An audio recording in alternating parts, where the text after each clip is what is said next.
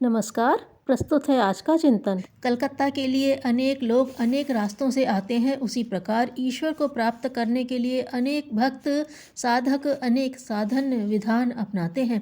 यदि लक्ष्य निश्चित हो और चलने का क्रम ठीक बना रहे तो सभी को सफलता मिल सकती है। सूर्य बहुत बड़ा है, पर जरा सी बदली उसका प्रकाश हम तक आना रोक देती है। इसी प्रकार ईश्वर अति विशाल और सर्वसमर्थ है, पर अज्ञान की अंधियारी उसका अनुग्रह हम तक आने का मार्ग अवरुद्ध कर देती है। माया ऐसी है जैसी पानी पर तैरने वाली काई। काई को हटा देने पर तुरंत तो वह हट जाती है, पर थोड़ी ही देर में फिर जमा हो जाती है। उसी प्रकार स्वाध्याय, सत्संग और मनन चिंतन से वह कुछ समय को हट जाती है, पर अवसर पाते ही वह फिर जमा हो जाती है। इसीलिए उसे हटाने का निरंतर प्रयत्न करना चाहिए। एक बार के ज्ञानोदय को पर्याप्त नहीं मान लेना चाहिए। पानी जब तक गंदा रहता है तब तक उसमें सूर्य चंद्र तक का प्रतिबिंब नहीं चमकता, पर जब वह निर्मल हो जाता है तो जल तल में पड़ी वस्तुओं से लेकर अपनी छाया तक सब कुछ दिखने लगता है। मन की मलिनता नष्ट होने पर निर्वाण और ब्रह्म दर्शन का लाभ मिलता है। दीपक की अपनी महिमा है, सो वह हर स्थिति में अक्षुण्ण रहेगी। कोई उसके प्रकाश में पूजा करे, भोजन बनाए अथवा चोरी हत्या करे, यह कर्ता की इच्छा के ऊपर है। ईश्वर एक प्रकाश है, उसमें शक्ति और बुद्धि मिलती है। इसका उपयोग भले या बुरे कामों में करना मनुष्य के अपने हाथ में है, पर कर्तव्य के फल से वह बच नहीं सकता। शीत से जल बर्फ बनकर जम जाता है और गर्मी से पिघलकर वही प्रवाही बन जाता है।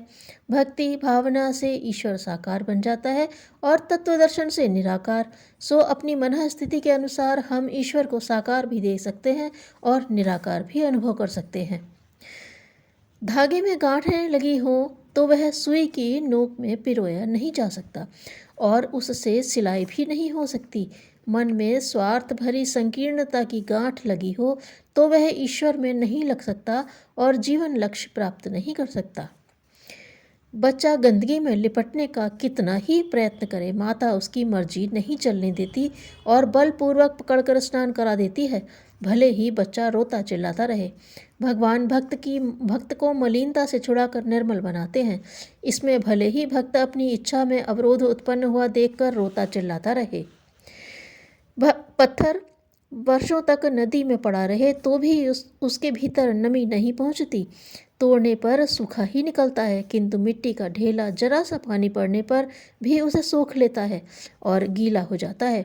भावनाशील हृदय थोड़े से उपदेश को भी हृदयंगम कर लेता है, पर आडंबर में डूबे रहने वालों का ज्ञान जीभ तक ही सीमित रहता है। वे उसे भीतर नहीं उतारते, फलतः बकवादी भर रह जाते हैं। गीला कच्चा बांस आसानी से मोड़ा घुमाया जा सकता है, पर सूख जाने पर वह मुड़ता नहीं, टूट जाता है। उठती आयु में मन को संभाला सुधारा जा सकता है, बुढ़ापे में तो जड़ता जकड़ देती है। सो न आदतें बदलती हैं न इच्छाएं सुधरती हैं। धन्यवाद।